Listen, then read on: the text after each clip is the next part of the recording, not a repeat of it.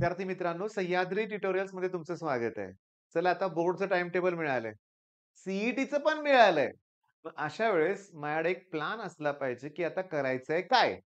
तर बऱ्याच मुलांचा असा प्लॅन असतो, की बास आता बोर्डचं प्रिपरेशन. बोर्डचं प्रिपरेशन केलं पाहिजे. कारण जेईची तयारी चांगली केलेली आहे. 75% चा तिथं सुद्धा क्रायटेरिया आहे. बरोबर आहे? सीईटी साठी मिनिमम क्रायटेरिया वेगळा असेल, पण काही टिपिकल कंपनी ज्या असतात ना, त्यांना बोर्डचे मार्क पण चांगले लागतात. मग चला ते पण आपल्याला चांगले मार्क पाडायचे आहेत. मग अशा वेळेस मी आता सीईटीचा अभ्यास अगोदर केलाय, तर सीईटी थोडंसं बाजूला ठेवूया आणि फोकस बोर्ड एक्झामवर करूया. असा विचार तुम्ही पण जर करत असाल, तर तो चुकीचा विचार आहे. मी तुम्हाला सांगतो, मी माझं वैयक्तिक मत इथं मांडणार आहे. शेवटी तुमचा जो स्टडी प्लॅन असेल, तुम्ही फॉलो करा. पण अनुभव पण महत्वाचा आहे ना. माझं काय म्हणणं आहे बघा लक्षात घ्या, की आता नोव्हेंबर संपलंय बाळांनो. आता हे जे 2 महिने आहेत ना, डिसेंबर, जानेवारी आणि 11 फेब्रुवारीला तर एक्झाम सुरू. पण तुम्हाला हे माहिती आहे का? की 11 नंतर 12, 13, 14, 15, 16 5 दिवस सुट्टी आहे आणि 17ला दुसरा पेपर आहे. 18, 19 2 दिवस सुट्टी आहे. 20 तारखेला वेगळा केमिस्ट्रीचा पेपर आहे आणि 22ला मॅथ्स आणि एक्झाम फिनिश. फिनिश. तुम्ही म्हणाल बाकीचे सब्जेक्ट ते मी एवढे इम्पोर्टन्स त्यांना देत नाही. अभ्यास याचा अर्थ अभ्यास करायचा नाही असं नाही. तुम्ही करणार आहात तो अभ्यास. पण माझं मत ऐकून घ्या. काय होणार आहे माहिती का, की तुम्ही ऑलरेडी प्रिपरेशन केलेली आहे. जेव्हा मी यावर्षी ना मॅथ्सचे सगळे नवीन लेक्चर्स क्रॅश कोर्समध्ये प्रोव्हाईड केलेत ना, तेव्हा माझ्या एक लक्षात आलं, की इंटिग्रेशन. सांगू का? तुम्ही बोर्डची प्रिपरेशन करण्यासाठी टेक्स्ट मधले प्रॉब्लेम एकदा, दोनदा, तीनदा सोडवाल. काहीही फायदा होणार नाहीये. असं म्हणत नाही मी काहीच नाही. होतंय ना तुम्हाला जमेल. पण सीईटीत काय फरक आहे?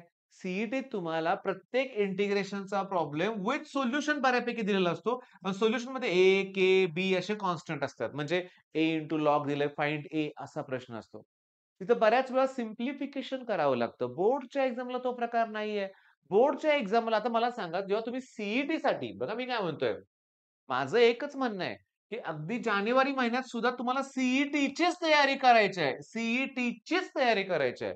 जेव्हा तुम्ही सीईटीसाठी मॅथ्स कराल ना, तेव्हा बोर्डची तयारी होते. फक्त मानसिकता ठेवा तुमची. मनानं तुम्ही स्ट्रॉंग राहावा.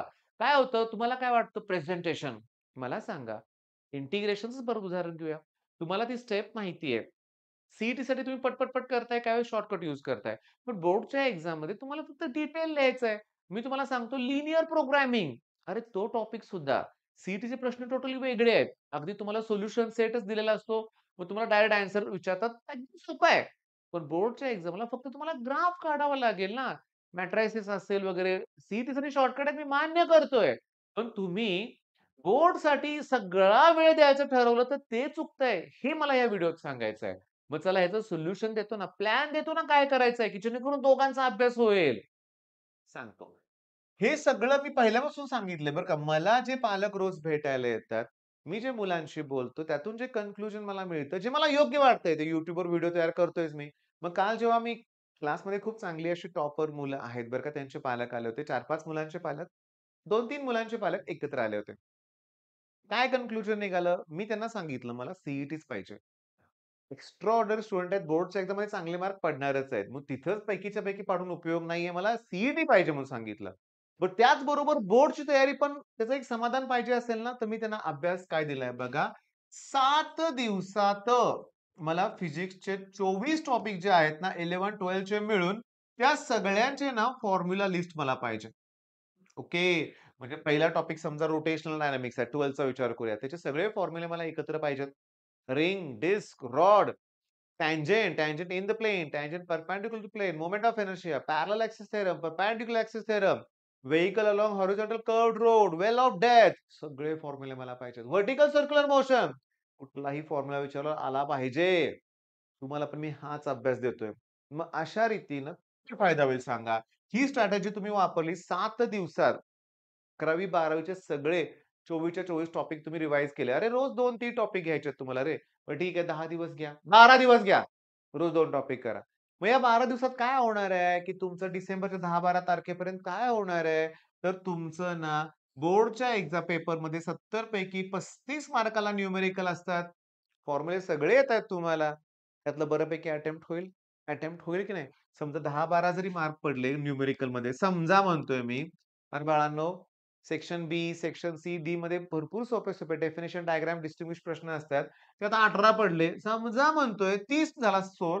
कॉलेज 30 मार्क देतंय. 60 झाला स्कोर इथंच. खूप कमी पकडतोय मी. एवढं होत नाही. यापेक्षा जास्त स्कोर तुमचा होणार आहे. जर सगळे फॉर्म्युले तुम्हाला आले तर. बरं, आता सांगतो तुम्हाला. मी सांगतो काय, की 50 मार्काचा पेपर असतो. आता अजून एक पालक आलं. तुम्ही काय केलं, रँडमली त्या मुलाला म्हटलं, "कुठला पण पेपर चल ओपन कर." माझ्याकडे एक पुस्तक आहे टार्गेट पब्लिकेशनचं. 2023 चे सगळे त्यांनी सी पेपर त्यात दिलेत बरं का. 2024चं पण त्यांचं लवकर येईल पुस्तक मार्केटमध्ये. सगळे पेपर ते देतात बरं का, लक्षात घ्या. With solution. बरं असू दे. एक पेपर ओपन केला आणि मी जवळ त्यातले 5 ते 10 प्रश्न एवढे सोपे दाखवले, इतके सोपे प्रश्न दाखवले मुलांना, नाही आले. फॉर्म्युले आठवत नव्हते. म्हणजे तुम्ही फॉर्म्युले कराल ना, जवळ-जवळ फिजिक्समधले 30 ईझी प्रश्न तुम्हाला सॉल्व्ह होतील. मग मी जी स्ट्रॅटेजी तुम्हाला सांगितली काय, करा फॉर्म्युले सगळे एकत्र. करा. पहिला एक काम करूया, हे 12 दिवस जे आहे, या 12 दिवसात आपण फिजिक्स फिनिश करणार आहे. 12 दिवसात फिजिक्स क्लिअर करूया. आता केमिस्ट्रीचं कसं करायचं? मी तुम्हाला सांगू का, केमिस्ट्रीसाठी ना ॲक्चुअली न्यूमेरिकल्स जे असतात ना, ओके. ती पुस्तकाच्या बाहेरची येतच नाहीत. पुस्तकाची सोडून दिलेली न्यूमेरिकल आहेत तेच बोर्डच्या एक्झाममध्ये येतात लक्षात घ्या. त्यामुळे त्याचा पण तणाव नाहीये. त्याचा पण तणाव बिलकुल नाहीये. पण केमिस्ट्रीचा अभ्यास वेगळ्या मेथडनच करायचा असतो. डेफिनिशन 10 ते 15 परीक्षेत येतात. कुठला पण पेपर काढून बघा. डेफिनिशन विचारतात. डायग्राम आल्या तर इलेक्ट्रोकेमिस्ट्री मधल्याच येतात. डिस्टिंग्विशचे 10-12च प्रश्न आहेत टोटल. जास्त नाहीच आहेत. ते येऊ शकतात. लॉज पण खूप कमी आहेत. खूप कमी आहेत आणि केमिस्ट्रीमध्ये डेरिव्हेशन अर्धाच आहेत फक्त. ते पण सोल्युशन टॉपिकमध्ये, थर्मोडायनामिक्समध्ये आहेत. इलेक्ट्रोकेमिस्ट्री बहुतेक नाहीच आहेत. केमिस्ट्री केमिकल कायनेटिक्समध्ये 2 एक्सप्रेशन आहेत. ते इंटिग्रेटेड रेट लॉ फार अवघड नाहीये. आणि मॅथ्स तुम्ही बोलाल तर ना, तर मी तुमच्याकडून थेरम तर अगोदर करून घेतले. मग त्यामुळे तोही तणाव नाहीये. त्यामुळे बाळांनो, कन्क्लुजन काय आहे मी सांगतो फायनली, की तुम्हाला वरतीच फोकस करायचंय. डिसेंबर महिन्यात पूर्णपणे 11th स्टँडर्डचं जेवढं होईल तेवढं कव्हर करा. आणि मी अजून सांगतो तुम्हाला, तेव्हा तुमचा 22 फेब्रुवारीला मॅथ्स होईल ना, तेव्हा बायफोकल सब्जेक्ट वगैरे आहेत. आता एक मुलगा काय म्हणला, की "सर जिओग्राफीला आम्हाला 15 दिवस सुट्टी आहे." आहे का रे 15 दिवस सुट्टी? कदाचित असेल पण. मी त्याच वेळेस जिओग्राफी करणार आहे. मी म्हटलं, "तसं नको करू. आत्ता कर थोडं-थोडं. आणि ते 15 दिवस सुट्टी आहे ना, त्यात बाकीचं आपल्याला सी करायचंय. मग 4-5 दिवस अगोदर रिव्हिजन केली तरी बास होते तो टॉपिक तो सब्जेक्ट म्हणूया जिओग्राफी. त्यामुळे सांगतो 22 फेब्रुवारी नंतर फेब्रुवारी महिन्यातले 5 दिवस मिळताय. मार्च मधले 31 दिवस मिळताय. 19 एप्रिलला परीक्षा स्टार्ट होते आपली. 15 एप्रिलपर्यंत आपण अभ्यास करू शकतो. अशा रीतीनं 1 दिवस मिळणार आहेत बोर्डच्या एक्झाम नंतर आपल्याला. जबरदस्त त्यावेळेस तयारी होणार आहे. आणि मी तुम्हाला सांगतो आत्ताच आपण जर पोर्शन फिनिश करायचा प्रयत्न तुम्ही केला 31 डिसेंबरपर्यंत, तर तुम्ही सुद्धा या 50 दिवसात नुसत्या मॉक टेस्ट देऊ शकता. जबरदस्त तयारी होईल. ठीक आहे, मग हा व्हिडिओ थांबवतो इथं मी. माझं एकच तुम्हाला सांगणं आहे, बोर्डच्या एक्झामवर आजचं होमवर्क दिलंय. फॉर्म्युले तयार करायला सुरुवात करा. ओके. All the best.